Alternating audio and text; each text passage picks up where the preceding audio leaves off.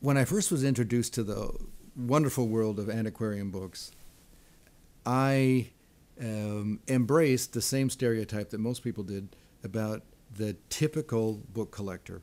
And that was a man, a smoking jacket, a glass of port, and a cigar. Um, and there was never any women involved. But over the years, I've discovered that that was a very narrow kind of understanding of bibliophiles. Because women have been collecting books with energy, aggressiveness, and intelligence all along. And in my experience, the thing that interests them the most, or one of the things that interests them the most, are bindings. And so I want to spend this little segment here talking about the Guild of Women Binders, because what we have here are three examples of very fine work done by women. 1896, a man named 1897, a man named Frank Karslake goes to the Diamond Jubilee, celebrating 60 years Victoria on the throne, and he sees an exhibition of bindings, many of which were done by Annie MacDonald or her pupils. Books that looked like this, modeled, molded, sculpted leather. He was so impressed by this group of bindings that were exhibited for this Diamond Jubilee that he invited these various women who were binding books basically on their own in a kind of loosely knit organization, but usually at home. He invited them to exhibit at his book-selling premises in Charing Cross Road, and he became their agent. And this group took on the identity of the Guild of Women Binders.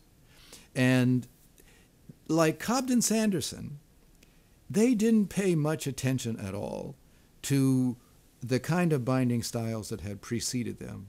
And they tried new avenues of design. Some of them, I think, turned out to be pretty dreadful. And some of them are absolutely wonderful. Here is a typical Guild of Women Binders binding. Everything is attenuated, blunted, curved, ovoid, nothing jagged, nothing rigorous, no paneling, no diapering. It's soft in its design. This is a Song of Solomon, 1890s, illustrated by Granville Fell, and it's a beautiful piece of work. We don't know who did it, but Frank Karslake's daughter did one very much like it, so she might have been the designer. We know who did this one because she was very proud of it. She's put her initials, Annie S. MacDonald, ASM, and the date, 1897, in these two circles.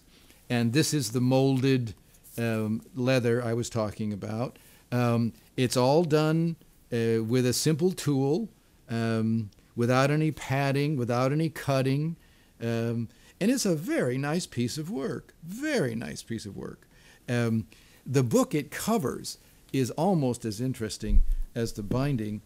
It's a book by a person said to be Michael Field. Michael Field is a pseudonym of two people, a woman named Bradley and her niece named Cooper. There may be other places where you've got a pseudonym for two people, I don't know. But the goofiness doesn't end there. We've got this crazy pseudonym, Michael Field, and the book is it's a verse tragedy about Otho III, Holy Roman Emperor, who is poisoned by his concubine.